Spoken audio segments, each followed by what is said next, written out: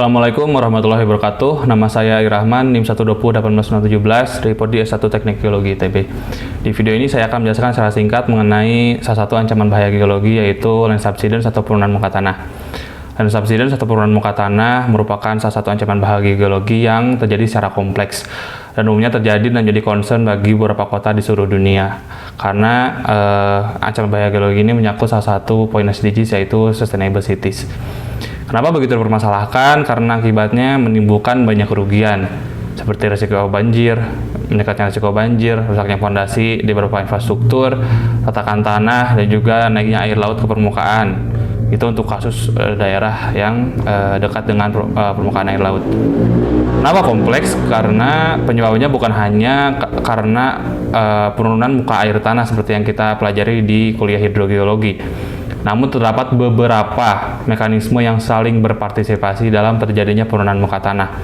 Adapun penyebabnya ada faktor alamiah seperti peristiwa tektonik, vulkanik, dan kompaksi alamiah pada tanah aluvial, dan faktor buatan seperti ekstraksi air tanah yang berlebihan dan tidak bertanggung jawab, pembebanan tanah oleh infrastruktur, banyaknya tutupan lahan, dan kurangnya daerah resapan air.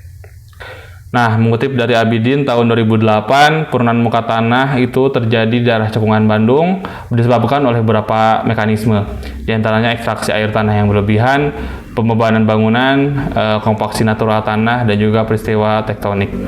Ditambah informasi dari World Population Review, populasi Bandung terprediksi akan mencapai 3 juta jiwa pada tahun 2030. Hal ini juga menambah kemungkinan terjadinya land subsidence di daerah Cekungan Bandung karena semakin banyak populasi maka kebutuhan air akan semakin banyak.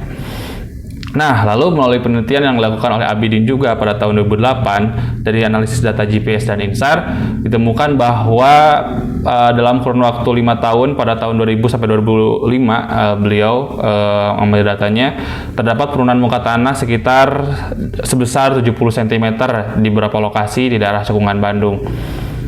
Dengan penelitian tersebut juga ditemukan bahwa terjadi penurunan yang signifikan di daerah yang dekat dengan industri tekstil yang ekstraksi air tanah dalam jumlah yang tentunya tidak wajar. Nah, maka hal ini juga tentunya sudah menjadi suatu permasalahan yang real terjadi di daerah Cekungan Bandung. Lalu apa sih solusi yang bisa sebagai tindakan preventif dalam mencegah terjadinya land subsidence berkelanjutan? Yaitu adalah dengan dimulai dari diri sendiri. Jika kita menggunakan air sumur, maka hendaknya kita melakukan penghematan dalam penggunaannya, gitu. Mematikan air keran jika tidak digunakan, salah satu contohnya. Terus yang kedua juga bisa dimulai dengan perencanaan pembangunan kota yang berkelanjutan.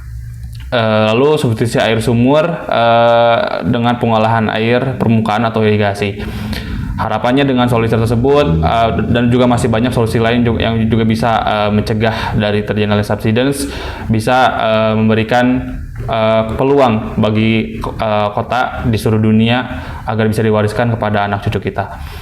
Sebagai penutup, terima kasih. Wassalamualaikum warahmatullahi wabarakatuh.